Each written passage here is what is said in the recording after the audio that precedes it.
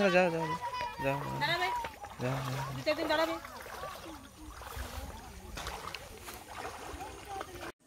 বেহাল রাস্তা, প্রাণ হাতে করে স্কুলে যাচ্ছে পড়ুয়ারা। আবারও বেহাল রাস্তার চিত্র ধরা পড়ল। বাঁকুড়ায় প্রাণ হাতে করে স্কুলে যাচ্ছে পড়ুয়ারা, যা দেখলে চোখ কপালে উঠবে আপনাদের।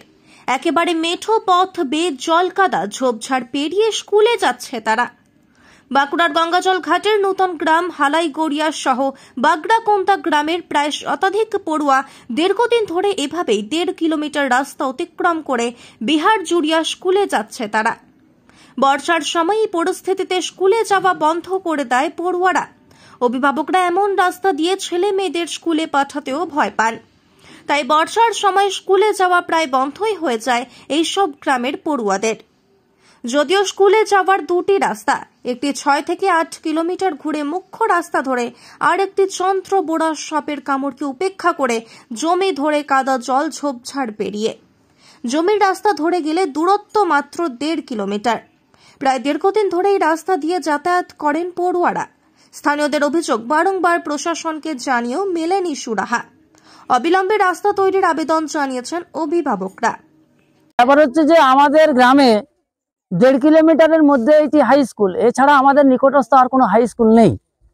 স্বাভাবিকভাবেই আমাদেরকে যত কষ্টই হোক এই স্কুলে পাঠাতে হয়। আর এই স্কুলে আসার পথটা আপনারা নিজেরাও দেখতে পাচ্ছেন, এবং ছাত্রছাত্রীদেরকে মানে জীবন বাজি রেখে আমাদের পাঠাতে হয়। পুরো রাস্তা কাদা ঝোপঝাড়ে ভর্তি, ধান ক্ষেত, এবং আপনার এই যে চন্দ্রবোড়া সাপের এখন উপদ্রব বেড়ে গেছে মাঠে প্রচন্ড, যার জন্য আমরা দুশ্চিন্তায় থাকি, যে কোনো সময় এটা বিপদ ঘটে যেতে পারে।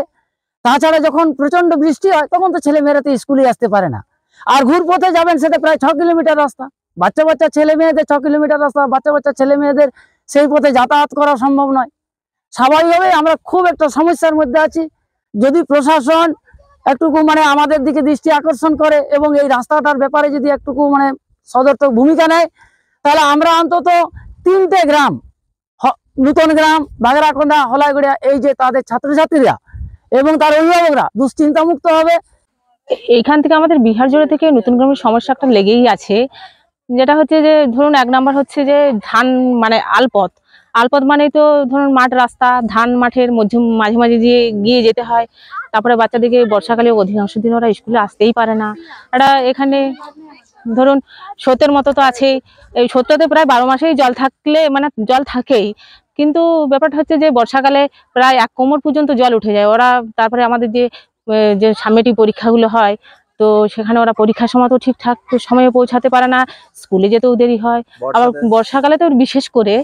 তাছাড়া ধরুন আমি তো স্কুলের একজন যেহেতু শিক্ষিকা, আমার একটা দায়িত্ব থেকেই থাকে। আমি ওদের সাথে স্কুলে আসি, অনেক ছোট ছোট বাচ্চাদেরকে আমি কতবার কোলে নিয়ে মানে ওই রাস্তাটা পুরো বের করে দিয়েছি, এমন দিনও গেছে।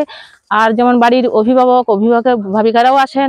তাছাড়া তো এদিকে এত ঝোপঝাপ রাস্তাটা, মানে একটা সাপে কাটার একটা ভয় থেকেই থাকে। হ্যাঁ, অন্যদিকে এই বিষয়ে গঙ্গাজল ঘাটের বিডিওর সাথে ফোনে যোগাযোগ করা হলে তিনি জানান, লিখিত আবেদন যদি জমা পড়ে আমার কাছে, আমরা অবশ্যই আগামী দিনে যখন আমরা প্ল্যান করব অ্যানুয়াল অ্যাকশন প্ল্যান, তার মধ্যে ওটাকে ধরার চেষ্টা করব।